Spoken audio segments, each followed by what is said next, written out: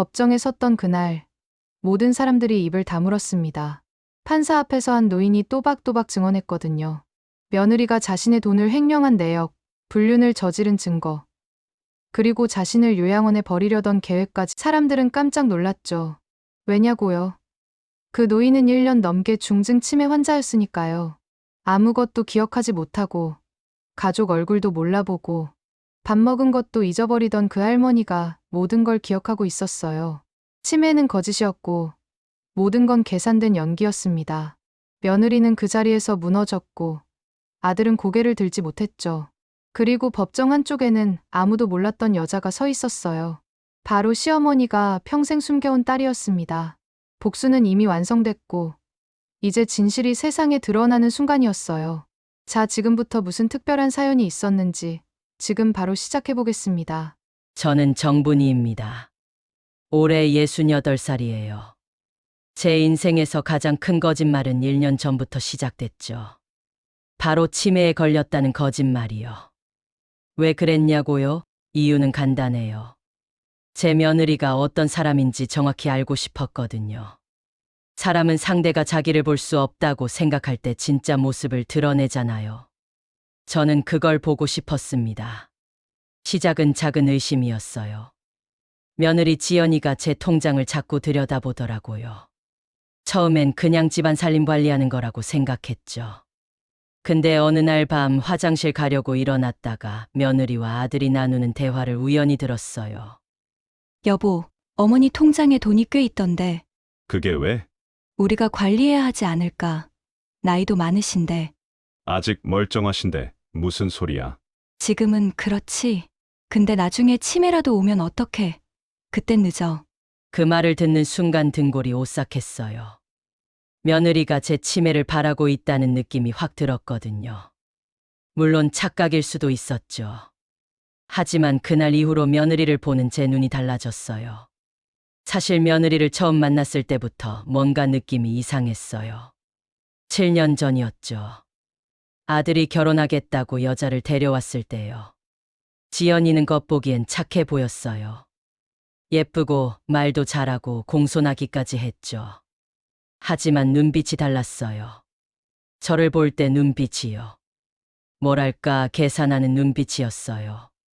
제 집을, 제 차를, 제 옷을, 제 액세서리를 훑어보는 그 눈빛이 너무 선명하게 기억나요. 처음 식사 자리에서 지연이가 물었어요. 어머님, 이 집은 언제 사셨어요? 30년 전쯤 됐지. 와, 그럼 지금 시세가 꽤 올랐겠네요. 그 말에 저는 멈칫했어요. 보통 처음 만난 자리에서 집값을 물어보나요? 하지만 아들이 좋아하니까 저도 참았죠. 결혼식 날 지연이는 정말 예쁜 신부였어요. 하지만 식이 끝나고 패백 드릴 때 보니 눈빛이 또 달랐어요. 제가 준비한 금반지를 보는 눈빛이요. 마치 감정하는 사람처럼 유심히 살펴보더라고요. 결혼 초반엔 그래도 괜찮았어요. 며느리도 나름 잘해줬고 저도 최대한 좋게 대해줬죠. 하지만 시간이 지나면서 조금씩 달라졌어요. 1년쯤 지났을 때였나요? 제가 아파서 병원에 입원했었어요. 그때 지연이가 병문안을 왔는데 제 가방을 뒤지더라고요. 자고 있는 줄 알았나 봐요. 하지만 저는 다 봤어요. 며느리가 제 지갑에서 현금을 꺼내 가는 거요. 퇴원하고 나서 확인해 보니 50만 원이 없었어요. 하지만 말할 수가 없었죠. 증거도 없고 며느리가 발뺌하면 그만이니까요. 그때부터 저는 며느리를 조심하기 시작했어요. 제 물건을 잘 숨기고 통장도 따로 관리하고요. 하지만 며느리의 눈빛은 점점 더 노골적이 됐어요. 그리고 그날 밤 대화를 들은 거죠. 치매를 바라는 대화를요. 며칠 뒤부터 저는 일부러 작은 실수들을 하기 시작했어요. 밥을 먹다가 멍하니 숟가락을 놓는다든지 며느리 이름을 헷갈려 한다든지요. 처음엔 그냥 신용만 했는데 며느리 반응이 재미있더라고요. 어머니, 괜찮으세요? 걱정하는 척하면서도 눈빛은 반짝였어요. 마치 기회가 왔다는 듯이요. 저는 그때 확신했죠. 이 여자는 제가 정말로 치매에 걸리길 바라고 있구나. 그래서 저는 계획을 세웠어요. 진짜 치매 환자처럼 행동하는 거요. 며느리가 원하는 대로 해주는 거죠. 대신 그 과정에서 며느리의 진짜 모습을 다 보겠다고 마음먹었어요. 연기는 생각보다 어렵지 않았어요. 젊었을 때 연극반 활동을 했었거든요. 물론 50년 전 일이지만요. 저는 치매 증상에 대해 인터넷으로 공부했어요. 초기 치매 환자가 어떻게 행동하는지, 무엇을 잊어버리는지, 어떤 말을 하는지요. 가장 중요한 건 일관성이었어요. 어떤 날은 멀쩡하고 어떤 날은 치매 같으면 의심받으니까요. 그래서 저는 매일 조금씩 천천히 나빠지는 척했어요. 처음엔 이름을 헷갈리는 정도였다가 나중엔 길을 잃고 밥 먹은 걸 잊고 가족을 못 알아보는 수준까지요. 그리고 본격적으로 연기를 시작했습니다. 화장실 가는 길을 헤맨다든지 방금 밥 먹었는데 또 먹겠다고 한다든지 며느리 얼굴을 보고 누구냐고 물어본다든지요. 처음엔 며느리도 놀라는 척했어요. 병원에 가자고 하더군요. 저는 속으로 웃으면서 고개를 끄덕였죠. 병원에서도 연기는 계속됐어요. 의사 선생님 질문에 일부러 엉뚱한 대답을 했어요. 오늘이 며칠이세요? 글쎄요, 화요일인가? 지금 계절이 뭐죠? 여름 아닌가요? 밖은 한겨울이었는데 말이죠. 의사 선생님은 심각한 표정으로 고개를 끄덕였어요. 초기 치매 증상으로 보입니다. 가족분들의 각별한 관심이 필요합니다. 그 말을 듣는 며느리 얼굴을 봤는데 겉으론 충격받은 척하면서도 입꼬리가 살짝 올라가더라고요. 저는 그 순간을 절대 잊지 못할 거예요. 집으로 돌아오는 차 안에서 며느리가 말했어요. 어머님, 걱정 마세요. 제가 잘 모실게요. 목소리는 다정했지만 손은 이미 제 가방 속 통장을 만지작거리고 있었어요. 저는 아무것도 못 본 척했죠. 그날 밤부터 본격적인 관찰이 시작됐어요. 며느리는 제가 잠들었다고 생각하면 제 방에 들어와서 이것저것 뒤졌어요. 통장, 도장, 땅 문서까지요. 저는 눈을 살짝 뜨고 그 모습을 지켜봤습니다. 며느리가 제 서랍을 뒤지는 모습을 보며 생각했어요. 이 여자는 언제부터 이렇게 변한 걸까? 처음부터 이런 사람이었을까? 아니면 결혼 후에 변한 걸까?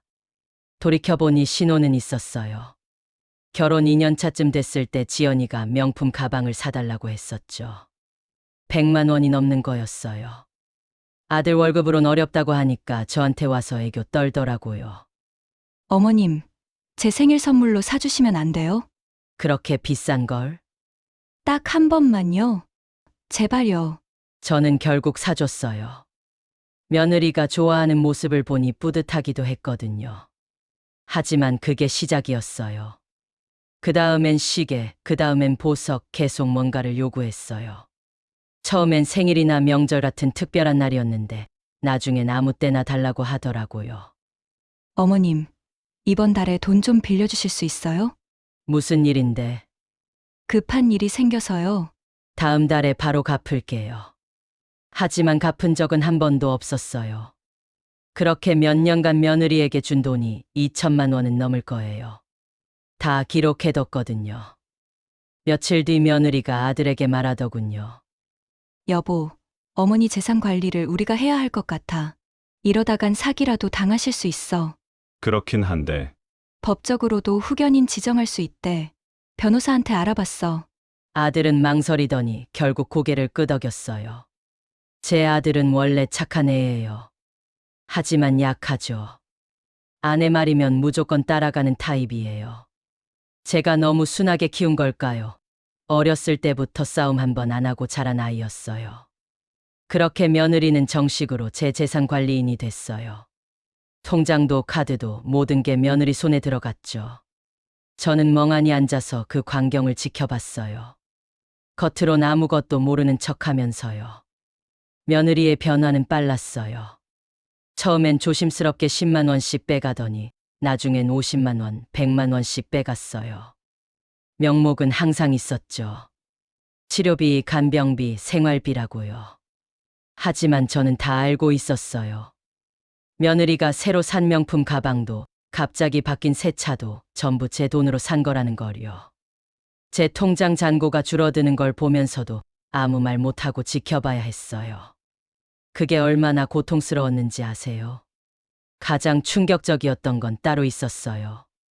어느 날 며느리가 누군가와 통화하는 걸 들었거든요. 목소리 톤이 이상했어요. 아들한테 하는 말투가 아니었죠. 나 지금 못 나가. 시어머니 때문에. 상대방이 뭐라고 했는지는 모르겠지만 며느리가 웃으며 대답했어요. 걱정 마. 어차피 오래 못 가. 나이도 많고 치매까지 걸렸는데 뭐. 그 말을 듣는 순간 저는 눈물이 날 뻔했어요. 하지만 참았죠. 이게 며느리의 진짜 모습이구나 싶었어요. 저는 그저 빨리 죽어야 할 짐일 뿐이었던 거죠. 며느리의 외출은 잦아졌어요. 아들이 회사 가고 나면 저를 혼자 집에 두고 나가버렸죠. 처음엔 몇 시간이었는데 나중엔 하루 종일 안 들어올 때도 있었어요. 어느 날은 며느리가 밤늦게 들어왔어요. 화장이 번져 있고 옷매무새도 흐트러져 있더라고요. 남자 향수 냄새도 났어요. 저는 거실 소파에 앉아 그 모습을 봤죠. 며느리는 깜짝 놀라며 물었어요. 어머니, 왜 안 주무세요? 화장실 가려고 나왔어. 아, 그러세요? 제가 모셔다 드릴게요. 며느리가 제 팔을 잡았는데 손에서 담배 냄새가 났어요. 며느리는 담배를 안 피우는데 말이죠. 그 남자가 피운 거겠죠. 저는 혼자 집에 남아서 생각했어요. 이대로 가면 어떻게 될까? 며느리는 제 돈을 다 빼가고 저는 요양원에 버려지겠죠. 아들은 아무것도 모른 채 며느리 손에 놀아나고요. 안 되겠다 싶었어요. 뭔가 해야 했어요. 하지만 지금 상태로는 불가능했죠. 아무도 제 말을 안 믿을 테니까요. 저는 이미 치매 환자였으니까요. 그때 떠올랐어요. 오래전 일이 말이죠. 제가 25살 때였어요. 사랑하는 사람이 있었는데 부모님이 반대하셨죠. 가난하다는 이유로요. 저는 결국 부모님 말씀을 따랐고 지금 남편과 결혼했어요. 남편은 집안도 좋고 돈도 있었어요. 부모님이 원하는 조건이었죠. 하지만 사랑은 없었어요. 결혼 생활은 그저 의무였을 뿐이에요. 하지만 그 사랑은 끝나지 않았어요. 우리는 몇 년간 몰래 만났고 결국 아이가 생겼죠. 딸이었어요. 하지만 저는 그 아이를 키울 수 없었어요. 이미 결혼한 몸이었고 남편에게 들키면 큰일이 날 상황이었거든요. 출산 후 이틀 만에 결정해야 했어요. 병원 복도에서 그 사람을 만났을 때 우리 둘 다 울고 있었어요. 미안해. 내가 지킬게. 아니야, 내가 미안해. 그는 아이를 안고 병원을 나갔고 저는 빈손으로 집으로 돌아왔어요. 남편에게는 친정아버지가 편찮으셔서 다녀왔다고 거짓말했죠. 그 후로 몇 년간은 지옥이었어요. 밤마다 아이 생각에 잠을 못 잤어요. 어떻게 지내고 있을까, 건강한가, 행복한가, 그런 생각들이요. 3년쯤 지났을 때 몰래 찾아갔어요. 그 사람이 사는 곳으로요. 멀리서 지켜봤죠. 아이는 건강하게 잘 자라고 있었어요. 그를 아빠라고 부르며 웃고 있더라고요. 그 모습을 보고 저는 돌아섰어요. 차라리 모르는 게 나았을 거예요. 아이가 행복해 보여서 다행이기도 했지만 제가 없어도 잘 지내는 게 서운하기도 했거든요. 그 후로 10년에 한 번씩 찾아갔어요. 몰래요. 아이가 초등학교 입학할 때, 중학교 졸업할 때, 대학교 들어갈 때요. 멀리서 지켜보기만 했죠. 아이는 정말 잘 자랐어요. 착하고 똑똑하게요. 아버지를 닮아서 미술에 재능이 있었어요. 대학도 미술대학을 갔더라고요. 그리고 지금 그 아이가 필요했어요. 저는 몰래 휴대전화를 꺼냈어요. 며느리는 제가 전화도 못 쓴다고 생각하지만 사실 저는 모든 기능을 다 알고 있었어요. 스마트폰도 제가 며느리보다 더 잘 다뤄요.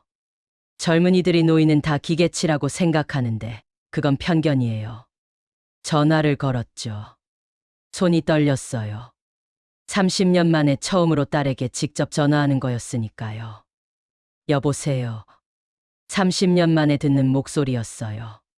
제 딸의 목소리요. 어린 시절과는 다르지만 그래도 제 딸이었어요. 엄마예요. 전화기 너머로 긴 침묵이 흘렀어요. 숨소리만 들렸죠. 그리고 떨리는 목소리가 들렸어요. 어머니, 미안해. 이제야 연락해서. 괜찮아요. 아버지한테 들었어요. 어머니 사정이 어려우셨다는 거. 내 아버지는 잘 지내시니? 5년 전에 돌아가셨어요. 그 말에 가슴이 무너졌어요. 한때 그렇게 사랑했던 사람이 세상을 떠났다니요. 장례식에도 못 갔던 거예요. 그랬구나. 미안해. 몰랐어. 괜찮아요. 아버지도 어머니를 이해하셨어요. 마지막까지 어머니 얘기만 하셨어요. 저는 한참을 울었어요. 며느리가 들을까봐 이불로 얼굴을 가리고 소리 없이 울었죠. 민서야, 네, 어머니. 엄마 좀 도와줄 수 있겠니? 저는 모든 상황을 설명했어요. 며느리가 어떤 짓을 하고 있는지, 제가 어떤 연기를 하고 있는지요. 딸은 놀라워하면서도 제 말을 믿어줬어요. 제가 뭘 도와드릴까요? 집으로 와줄 수 있겠니? 간병인으로요.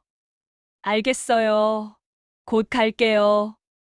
어머니, 고마워, 민서야. 전화를 끊고 저는 한참을 울었어요. 30년 만에 딸과 통화를 했다는 사실이 믿기지 않았거든요. 하지만 눈물을 닦고 다시 치매 환자 연기를 시작했어요. 이제부터가 진짜 시작이니까요. 일주일 뒤 집에 낯선 여자가 왔어요. 35살쯤 돼 보이는 여자였죠. 며느리가 소개했어요. 어머님, 이분이 간병 도우미세요. 앞으로 어머님 돌봐드릴 거예요. 저는 멍하니 그 여자를 바라봤어요. 제 딸이었어요. 35년 만에 보는 얼굴이었죠. 어릴 때는 그렇게 작고 빨갛던 아이가 이제 어엿한 어른이 됐더라고요. 눈물이 날 것 같았지만 참았어요. 모르는 척해야 했으니까요. 딸도 저를 처음 보는 사람처럼 대했고요. 안녕하세요. 저는 강민서라고 해요. 민서. 제가 지어준 이름이에요. 태어나자마자 아이에게 불러준 단 한 번의 이름이죠. 딸은 그 이름을 평생 간직하고 있었어요. 그게 얼마나 고마운지 몰라요. 며느리는 딸에게 이것저것 지시했어요. 식사 챙기는 법, 약 먹이는 법, 화장실 데려가는 법까지요. 딸은 조용히 고개를 끄덕이며 들었어요. 연기를 하는 건 저만이 아니었죠. 딸도 완벽하게 연기했어요. 그날 밤 며느리와 아들이 잠든 후 딸이 제 방에 들어왔어요. 저는 침대에 누워 있었고 딸은 조심스럽게 문을 닫았어요. 그리고 제 손을 꼭 잡았어요. 엄마, 그 한마디에 눈물이 왈칵 쏟아졌어요. 35년 만에 듣는 그 말이었으니까요. 조심해. 딱 한 번만 그렇게 불러. 네, 알겠어요. 이제부터 넌 나를 도와줘야 해. 며느리가 뭘 하는지 전부 기록해줘. 알겠어요. 제가 다 증거로 남길게요. 딸은 정말 똑똑했어요. 며느리가 모르게 몰래 녹음기를 곳곳에 숨겼고 며느리의 통화 내용을 전부 녹음했어요. 통장 거래 내역도 모두 복사해뒀죠. 며느리는 딸을 완전히 믿었어요. 그냥 돈 받고 일하는 간병인이라고 생각했으니까요. 그래서 딸 앞에서도 거리낌 없이 행동했죠. 딸이 온 지 한 달쯤 됐을 때였어요. 며느리가 남자를 집으로 데려온 거예요. 아들이 출장 간 사이예요. 저는 방에 누워 있었고 딸은 부엌에서 설거지하는 척했어요. 며느리와 그 남자가 거실에서 얘기하는 소리가 들렸어요. 오늘은 괜찮아? 응, 남편 출장 갔어. 이틀 뒤에 와. 시어머니는? 저기 계시긴 한데 치매라서 아무것도 몰라. 걱정 마. 저는 이를 악물었어요. 하지만 참았죠. 딸이 모든 걸 녹음하고 있다는 걸 알았으니까요. 그날 밤 딸이 제게 녹음 파일을 들려줬어요. 며느리와 그 남자의 대화였죠. 요즘 좀 편해졌네. 당신이 오니까. 다행이에요. 제가 도울 수 있어서요. 며느리는 점점 더 대담해졌어요. 제 앞에서 대놓고 통화를 했거든요. 불륜 상대와요. 자기야, 나 조금 있다 나갈 수 있어. 어차피 간병인 있으니까. 딸은 그 모습을 지켜보며 녹음했어요. 며느리가 어떻게 제 돈을 빼가는지, 어떻게 남자를 만나러 가는지 전부요. 어느 날은 며느리가 제 앞에서 이런 말을 했어요. 에휴, 언제까지 이래야 하나. 빨리 끝났으면 좋겠네. 딸이 물었죠. 무슨 말씀이세요? 아, 아니에요. 그냥 혼잣말이에요. 하지만 저는 다 들었어요. 그리고 그 말도 녹음됐죠. 몇 달이 지나면서 증거는 점점 쌓여갔어요. 며느리의 횡령 증거, 불륜 증거, 저를 학대한 증거까지요. 딸은 정말 철저하게 모든 걸 기록했어요. 그러던 어느 날 며느리가 아들에게 제안했어요. 여보, 어머니를 요양원에 보내는 게 어때? 요양원. 갑자기 왜? 집에서 계속 모시기엔 한계가 있잖아. 전문적인 케어가 필요해. 하지만 당신도 힘들잖아. 나도 힘들고. 요양원에 가시면 오히려 어머니한테도 좋을 거야. 아들은 고민하는 표정이었어요. 하지만 결국 고개를 끄덕였죠. 저는 그 광경을 지켜보며 가슴이 찢어지는 것 같았어요. 제 아들이 저를 버리는 순간이었으니까요. 하지만 참았어요. 아직 때가 아니니까요. 며느리는 요양원을 알아보기 시작했어요. 그것도 제일 싸고 안 좋은 곳으로요. 딸이 몰래 며느리 컴퓨터를 확인해 봤는데 검색 기록이 남아 있더라고요. 제일 저렴한 요양원, 국가 지원 요양시설, 치매 환자 장기 입원. 저는 그제야 깨달았어요. 며느리는 처음부터 저를 버릴 생각이었구나. 제 돈만 다 빼가고 나를 싸구려 요양원에 처박아 둘 작정이었구나. 실제로 며느리는 요양원 상담까지 갔어요. 딸이 몰래 따라가서 확인했죠. 가장 싼 곳을 골랐더라고요. 한 달에 90만 원짜리요. 그것도 3인실이었어요. 상담사한테 물어봤대요. 혹시 여기서 돌아가시는 분도 계세요? 네, 간혹 계시죠. 그럼 장례는 어떻게 치르나요? 보통 화장해서 납골당에 모십니다. 며느리는 고개를 끄덕이며 만족스러워했대요. 제 장례까지 미리 계획하고 있었던 거예요. 딸에게 말했어요. 이제 끝낼 때가 됐어. 어떻게 하실 거예요? 유언장을 쓸 거야. 공증받은 정식 유언장을. 근데 어머니가 치매 환자시잖아요. 유언장이 유효할까요? 그게 바로 핵심이야. 나는 치매가 아니라는 걸 증명할 거야. 저는 딸과 함께 몰래 집을 나섰어요. 며느리가 외출한 사이에요. 변호사 사무실로 갔죠. 변호사는 처음엔 의아해했어요. 치매 환자분이시라면서요? 거짓말이었어요. 전 멀쩡해요. 저는 변호사 앞에서 또박또박 말했어요. 오늘 날짜, 제 이름, 주소 모든 걸 정확하게 대답했죠. 변호사는 놀라워했어요. 정말 치매가 아니시네요. 그렇죠. 일부러 연기한 거예요. 저는 모든 증거를 변호사에게 보여줬어요. 며느리의 범죄 증거들을요. 녹음 파일, 통장 거래 내역, 불륜 증거, 요양원 상담 기록까지요. 변호사는 증거들을 보며 고개를 끄덕였어요. 이 정도면 충분합니다. 횡령, 사기, 심지어 불륜까지 있네요. 유언장도 써야 해요. 알겠습니다. 지금 바로 작성하시죠. 저는 유언장에 모든 재산을 딸 민서에게 남긴다고 썼어요. 며느리에게는 단 한 푼도 주지 않겠다고요. 그리고 이유도 명확히 적었죠. 며느리가 제 재산을 횡령하고 저를 학대했으며 불륜을 저질렀다고요. 유언장은 정식으로 공증받았어요. 변호사 2명이 증인으로 서명했고 제가 정신이 멀쩡하다는 의사소견서까지 받았어요. 정신과 전문의가 직접 검사해서 확인서를 써줬죠. 이 환자는 치매가 아니며 의사결정 능력이 온전합니다. 모든 준비가 끝났어요. 이제 마지막 단계만 남았죠. 집으로 돌아와서 저는 다시 치매 환자 연기를 시작했어요. 며느리는 제가 외출한 줄도 몰랐죠.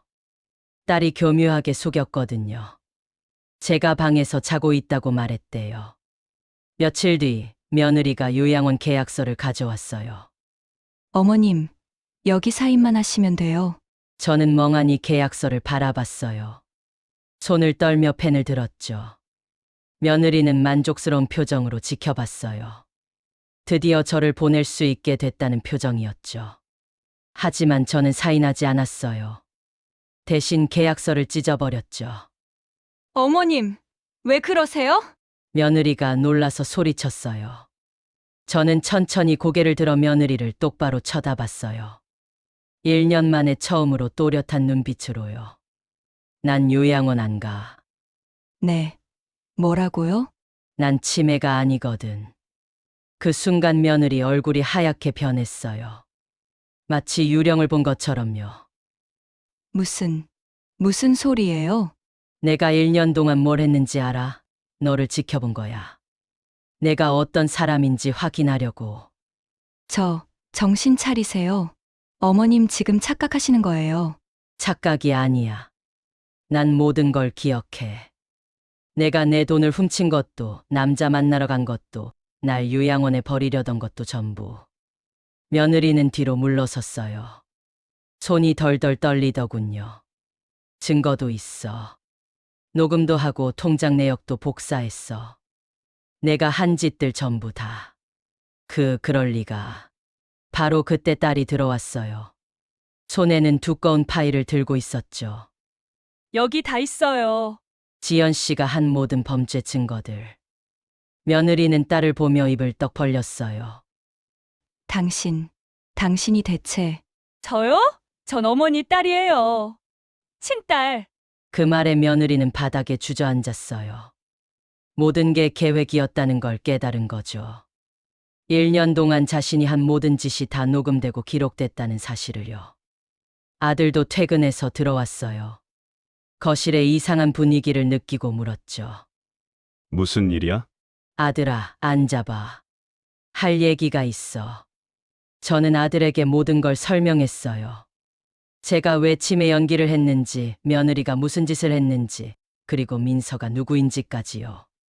증거들도 다 보여줬죠. 아들은 충격받은 표정으로 아내를 봤어요. 이게 정말이야? 며느리는 대답하지 못했어요. 그저 고개만 떨구고 있었죠. 어떻게 이런 짓을 할 수가 있어? 엄마한테 나도 힘들었어. 힘든 게 이런 짓 할 이유가 돼. 아들은 처음으로 아내에게 소리쳤어요. 그리고 저를 보며 무릎을 꿇었죠. 엄마, 죄송해요. 제가 아무것도 몰랐어요. 넌 잘못 없어. 그냥 속은 거지. 저는 아들을 일으켜 세웠어요. 화가 나긴 했지만 그래도 제 아들이었으니까요. 며느리는 결국 법정에 서게 됐어요. 횡령, 사기, 학대 혐의로요. 제가 모아둔 증거들은 완벽했고 며느리는 변명조차 할 수 없었죠. 법정에서 제가 증언했어요. 또박또박 하나하나요. 며느리가 어떻게 제 돈을 훔쳤는지, 어떻게 저를 속였는지 전부요. 판사는 제게 물었어요. 정말 치매가 아니셨습니까? 네. 전부 연기였습니다. 왜 그런 힘든 일을 하셨습니까? 진실을 알고 싶었습니다. 며느리가 어떤 사람인지요. 판사는 고개를 끄덕였어요. 그리고 며느리에게 유죄 판결을 내렸죠. 징역 3년에 벌금 5천만 원이었어요. 며느리는 법정에서 끌려나갔고 저는 딸과 함께 법원을 나왔어요. 햇살이 따사로웠어요. 엄마? 이제 어떻게 하실 거예요? 민서야, 이제부터 우리 같이 살자. 정말요? 그래. 35년 동안 못 함께한 시간을 메워야지. 딸은 제 손을 꼭 잡았어요. 눈물을 흘리면서요. 고마워요, 엄마. 내가 고마워야지. 날 도와줘서. 우리는 그렇게 새로운 시작을 했어요. 딸과 저, 그리고 아들까지 셋이서요. 아들은 이혼 절차를 밟았고 다시 저희 집으로 돌아왔어요. 처음엔 어색했죠. 민서와 아들이요. 하지만 시간이 지나면서 둘은 정말 남매처럼 지냈어요. 아들은 누나를 잘 챙겼고 딸도 동생을 잘 돌봐줬어요. 저는 이제 진짜로 나이가 들어가고 있어요. 머리도 휘어지고 몸도 예전 같지 않죠. 하지만 행복해요. 진짜 가족과 함께 있으니까요. 가끔 생각해요. 만약 제가 치매 연기를 하지 않았다면 어땠을까요? 며느리의 진짜 모습을 모른 채 살았겠죠. 그리고 결국 요양원에 버려졌을 거예요. 이 이야기를 듣는 여러분께 하고 싶은 말이 있어요. 의심이 들면 확인하세요. 그냥 넘어가지 마세요. 진실을 아는 게 고통스러울 수도 있지만 모르고 사는 것보다는 나아요. 저는 1년 동안 치매 환자 연기를 했어요. 힘들었지만 후회하지 않아요. 그 덕분에 진실을 알았고 딸을 되찾았으니까요. 치매는 무서운 병이에요. 하지만 제가 연기한 치매는 달랐어요. 그건 진실을 찾기 위한 도구였어요. 그리고 그 선택은 옳았어요. 치매인 척한 시어머니 정분이의 이야기였습니다. 들어주셔서 감사합니다.